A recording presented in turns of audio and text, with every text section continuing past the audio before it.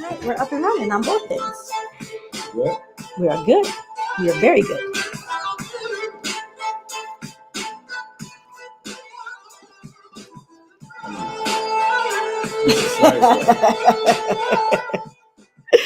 Don't want to shut the music off quite yet. Yes. What up, Jamaica? Hey, Sean Young. Focus Friday. We back once again. We are. Come talk to our people from the Black perspective. It's funny how we keep showing up like that. I mean, every Friday on Friday, whether we're in town, out of town, I'm out of town, you're out of town. Just kind of a thing. We must really like doing this. I think. Hope everybody out there is doing well. Those of us that join now, join later. Yes. Peace. What up, everybody? It is Friday, October 25th. Yeah. I know we usually do community announcements. I feel like my community announcements are really mostly tied to the stuff we're going to be talking about today. I do want to shout out Lucid Voices. Adonis has his open mic night tonight at Electric City Barn here in Schenectady. Mm-hmm. Also, shout out to Kevin Johnson and the Palace Theater in Albany. Black Films NY. If you don't know, Black Films New York is at the Palace Theater. Started on yesterday, actually. Thursday it kicked off, goes all the way through Sunday. It's just a whole lot of stuff that's happening, and folks should check it out, log in, see what's going on, show up at Donnie's thing tonight. Kevin Johnson's really turned that Palace Theater up for real. He did. He absolutely done did. This thing in the last several years that I've been witnessing what's happening there. Yeah. So big shout out to Kevin Johnson. It was a smart thing. It was a smart thing to hire that man. Yeah, it was indeed a smart choice. But the dates that are really right now mm-hmm. is early voting. Yeah. And the last day to register to vote. Mm-hmm. So tomorrow's the last day to register to vote. It also is the first day for early voting. Yeah. So it's the only time in New York that you can register and vote on the same day. Mm-hmm. There's a whole bunch of information. If you go to our link tree, Untitled and Free, it take you to, for New York State, right? Because sometimes folks be watching from other places, but for New York State, it has the link to the website to either register to vote online or to look up your voting location if you're unsure where that location is, if you're unsure whether or not you're registered to vote or what address you're registered to vote at. We have those links available for anyone to easily access because starting 9 a.m. tomorrow morning, early voting every year. So that is the big thing from Saturday, October 6th until Sunday, November 3rd. So it's 2 Sundays. So for all you souls to the polls, folks, you got 2 Sundays. Souls to the polls. After church, get going. Carpool, call an Uber, ask somebody, call us. Like, you need a ride. Make it happen. And we're going to talk about why. Do not take what's happening in our country for granted, whether we're talking about the presidential election or any local elections that are happening. Do not take it for granted that it's just going to go the way you think it should go without showing up and having your voice heard. That is a mistake. And I'm hoping that people, don't repeat history in the wrong way. So one of the things that I've found interesting in some conversations I've had with folks is I remind them, and I've said it multiple times today alone, this election is not just about the presidency. There are state and federal seats. There's a ballot initiative on the back of the ballot, Proposition 1. Again, there's information if y'all are looking for what that proposition is about. And also, all of our currently elected officials at the local level who are up for election next year are going to be watching this election to see who showed up. I think I said it last week. Who showed up? What neighborhoods are they coming from? Because strategically and logistically, they often go to the neighborhoods and the areas that are more likely to show up at the polls so that they can win the election. It's not just about the presidency, y'all. It's not. It's a bit simple and makes a lot of sense. Yeah. If I know that, if I know who's voting and I know where they're voting at, I want to, I'm showing up there to have that conversation with them because I know that they're going to show up and either vote for me and they're going to participate in the election in some way. Yeah.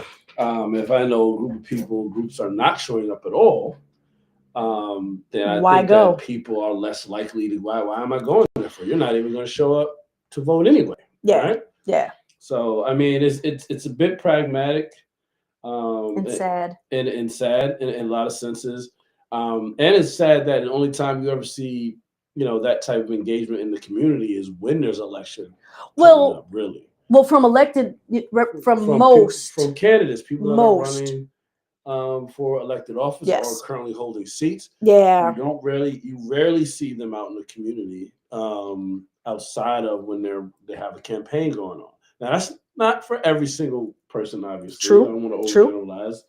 overgeneralize, but it is a thing. And it's one of the things that we try to fight against. And we've talked about this before, but it's election time. It's worth talking about it again, that we can't simply encourage people to vote when election time comes along. We need to have these conversations year long. Yeah. And encourage people to register to vote, even if the election isn't in the next 2 weeks or 2 months, and talk about the electoral process. There's a survey that we've done with some young folks, asking them different questions about, do you know how people get elected to office? Mm-hmm. I've started looking through some of those surveys, and no, not a strong sense, because it was one, yeah, I think, not really, or 5, absolutely, and yeah, we're looking at 2s and 3s. Mm-hmm. I guess I was happy that they at least thought they had some idea, and these are 8th grade and older, that they don't know how people get chosen to represent their communities. I mean, that's the and you're hitting it right on the head for me. That's the Yeah. thing. Yeah. Like, we put no real emphasis on civic engagement, and the type of responsibilities in our communities that are necessary on a cultural level, right? It's something that traditional, this is what we do.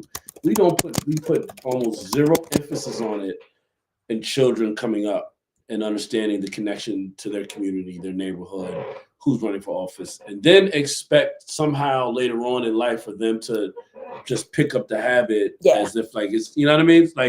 Whether it's intentional, and I know there's a lot of people say that the way we're educated is intentional. Absolutely. Why would you want an educated electorate that's critically thinking, deeply engaged? You want people not to show up to the polls. You want it to be limited number of thinking people at the polls, period, so that it's easier to control and persuade power. But it's just as interesting how we do it. We don't emphasize none of that until later on. And then we end up with what we end up with, and then we're like, why don't people come out to vote? That's why. But remember, it's not that we, and I hear you saying it as the general, we as a society don't emphasize it until later. Let's be real. The general society is not emphasizing it for everyone later either. Everyone doesn't have access later in life to the information. Okay. Right? Mm-hmm. And like we said, no one's going and walking around, or very few people, because some folks do, but most elected officials are not going and knocking doors or trying to find out what's going on the ground with community members outside of election time. And during election time, they are very strategic about which doors they knock on to encourage people to show up and vote. And sometimes they will only show up to, and let's just say it what it is, the Black community, if they are afraid the Black community is going to come out against them. Not showing up because, oh, well, I'm really concerned about what's going on with you. And I feel like we saw that in some local races, some primaries, I'm being vague on purpose, where folks that typically don't go to certain neighborhoods showed up in neighborhoods because they were afraid that Black folks might actually show up and vote against them. And so we do have that concern right now when we're thinking about, we're pressuring people, and this we is not us, because we talk to folks all the time. So we talk about everybody else. pressuring folks, we've got to register to vote. This is a historic presidential election. It's been a historic presidential election every year for I don't know how many years. It's a historic presidential election. You've got to be involved. You've got to get out and vote. But you've not talked to them about how that impacts their local lives, why it makes a difference, or who these candidates are and why you should vote for them other than the budget they have in their treasure chest to buy all those ads. So good evening to folks that have joined us, because a couple of folks said hello. Amira, Valerie, dropping things in the chat. Leslie, hey. Making plans already to early vote on Sunday. That's what's up. That's what's up. That's what's up, because you need to have a plan. Yeah. And I like to get it out the way if I'm just being honest. Like, I'm just being honest. Like, just Yeah. the faster I can get it, get my vote in and get it done, the better off for me. Yeah, so I feel like, I mean, we're kind of, these are all the issues that we have. Yep. And then the solutions is something that, what we've been working on is just the consistency in our communities, the conversations. And I think, building up the morale and the understanding that, like, we own our communities in a sense, collectively. We could, yeah. We but could. Collectively, we own them. Collectively, we have say-so over what happens here. But unfortunately, we walk around like we're strangers in our own neighborhood sometimes, or visitors in our own neighborhood sometimes, and that's problematic. Yeah. Not just for the individual, but for the entire neighborhood or community. Yeah. Right? Like, if you don't feel like this place belongs to you, or you have any say-so, someone else is making decisions. Absolutely. For you, what's happening there? Absolutely. Right? So, and those people in Schenectady, some of them are up for election next year. Yeah. It's going to be a real interesting race. A couple of races happening next year. Albany, right? And Albany. Yeah. Who? There's going to be a Black mayor in Albany. We just don't know which one. I mean, we hope. Why would you do that to me? I'm just telling you the reality is that there is more candidates than the two that we know.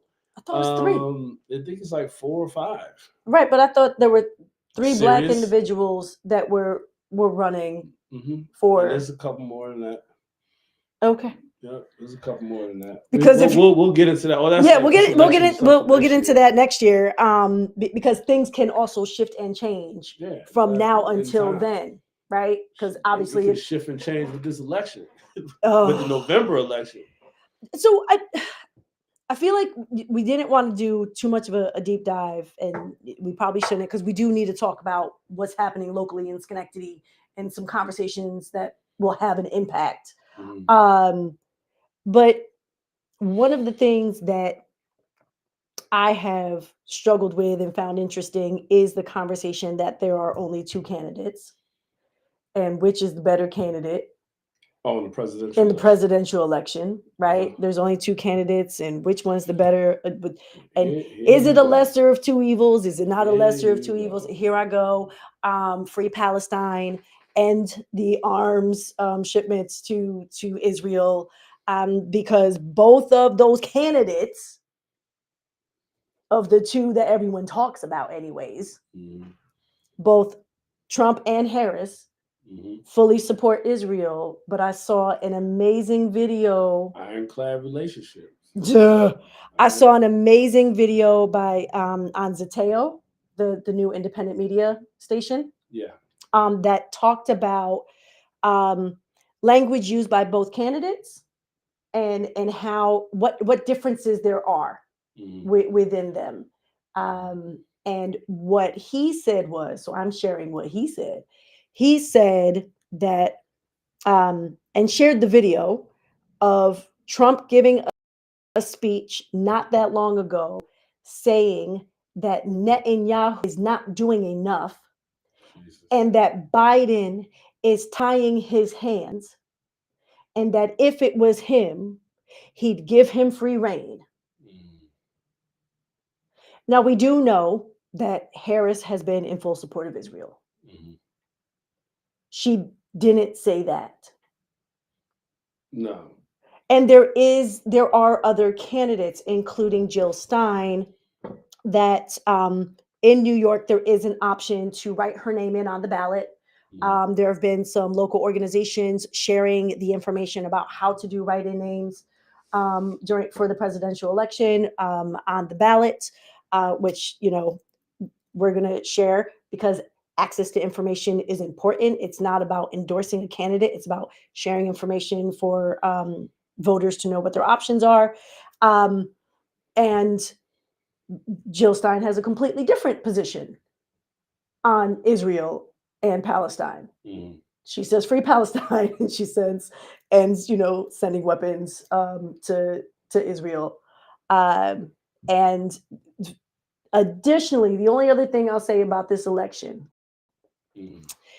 is, in my opinion, my personal opinion, if you are a hardcore Democrat and you know you're voting for the Democratic nominee anyways, right? Mhm. You've decided, listen, I'm a Democrat. I'm voting for but I'm not happy with the Democratic Party, right? Mhm. I feel like they're not doing enough. They're not maybe left enough, or they're not progressive enough, or I feel like there are other issues they should really be making better choices on. There is the Working Families Party line, because both the Working Families Party and the Democratic Party have endorsed Harris. Mhm. And if you are a hardcore Democratic um, Party member that was going to vote for them anyways, but you want to send a message, you are able to vote on the Working Families Party line and still vote for the same candidate. Yeah, And yeah, folks yeah. don't know that. I've done that a few times because it's a bit confusing, It is. right? It is and very and it confusing. is confusing if you're not. I guess if you're not, if it's not a part of your tradition, or you're constantly going to vote, or you're in these spaces Yep. having these conversations, the Yeah. knowledge is can feel a bit esoteric, right? Unless you can look it up, obviously. Yep. And there's plenty online nowadays to learn how to vote, what the parties are, and all of that. But for me, like I grew up in, like, my knowledge grew out of, like, being in conversations with you and so many others at in this political work. Yeah. But I couldn't imagine if I was outside of this space, like, how, you know what I mean? Where do I get that knowledge from? What questions do I even ask about that, right? Except for just going down to vote. That's why you got to check in here. All right. Seriously. Yes. Listen, man. It Click is. like, subscribe, There's all follow, the whatever. things. Like, there's a lot of information that we're going to share with you all And all the about the links elections, all the are links. available. Just go to that one link and it will show you all the links. You go to the link tree. If you're watching on Instagram and you go to our bio, there's a link tree. You click that one link. It gives you all of the options, including where to look up your voter location, register to vote online, sign up for our email list, all of those things, one link. Yeah, so it's interesting with this election how we got Kamala Harris. Oh, I Donald forgot Trump, about Cornel West, Jill Stein. Forgot about Claudia. Yeah, Claudia De La Cruz. Yeah. What party is she? I don't remember. Yeah. See, even I don't remember everything. It is. It's a lot of information. The Party for Socialism and the Party for Socialism and Liberation. Well, how did I not know that? Yeah, organizer and a pastor at the United Church of Christ and co-founder of the People's Forum, a facility in New York that describes itself as a movement incubator for working class marginalized communities. Which also means in New York, you could write her name in too. Yeah. I mean, you get one choice. Technically, yeah, you could, but the problem is that, with all these other candidates running, right? Many of them didn't make the ballots in other states, right? Yep. So it's like the Herculean effort it would take to even make one of these candidates viable, like at this late date, is almost impossible. That's why you don't even hear their name. You haven't heard their names for months. No, Claudia at all. Yeah. All you're going to hear is Harris and Trump. And then we still also have that godforsaken electoral college that many people have. Yes, I did. Yes, I did. It only recently became godforsaken. Before, it was just symbolic. It was supposed to just represent, the symbolic view of the people. This is how we cast our vote in this state. So it's actually in play. We should, after the election, because there's going to be other elections, we should make that part of our, political education series of the creation of the Electoral College. Mm. What was its intended purpose? Where are we today? And why should we abolish it? I think something about can't trust the masses or something. Or something to do with slavery. I'm just saying. The Electoral College? We'll talk about it later. All right. But moving on, Moving on. locally in Schenectady, what's happening? What's happening? Is it budget season? Rabbit season. Budget season. Oh, yeah. So, I mean, all of this ties into the elections, though, right? It Like, we're talking does. about the budget. When we're talking about candidates running for office, we have a budget that's being voted on. It's not voted on yet, right? I don't want to. Not that I saw. Not that I saw. But in that budget, we're seeing our taxes, we're seeing our cost of living increase. Yes. Again. Yep. We're also seeing, community centers like the Carver, the Miracle on Craig Street, yes, the former Carver Community Center, now be kind of could lose funding, lose all of the initial funding that it was given to be developed. And wasn't it ARPA money? I believe it was, yeah. So, if I understand correctly, there's the potential that ARPA funds that expire after a certain amount of time, right? We're supposed to invest in community, and we're at some point earmarked for the Carver Center, aka Miracle on Craig Street, may now possibly be used to balance the budget. I'm not sure. Yes, I think that's generally right, but I'm not sure specifically what the funding is going to be used for at this point. But so there was no place else. It was supposed to go to this new community center, and right now it's looking like that might not happen. So there's no place else we could have taken money from. I'm without even looking at the details, and I'm not a gambler. Mm-hmm. I would bet there's an increase to the police budget. I'm just saying. I'm saying that regardless of if crime statistics are up, if crime statistics are down, there's an increase to the police budget. Without any data that shows that the police department has decreased crime at all ever, there's an increase to the budget. But it says, like the word on the street, from the chief, is he's here to keep our community safe. He's here to make our community safe. Him and the police department are here for our safety.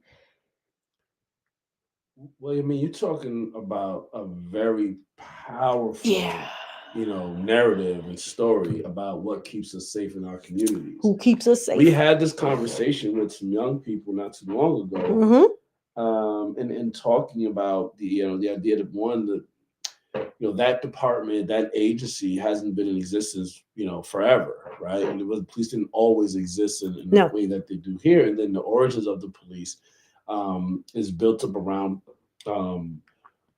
property protection and the capture of runaway, enslaved people, property, and then the prevention of uprisings of enslaved peoples, right? So the story is just so very powerful that people don't even second guess it. They don't even like take a look at, like, we got people that are armed with weapons that could kill, that are showing up for things like loud music, disturbing the peace, for things that that clearly doesn't take that level of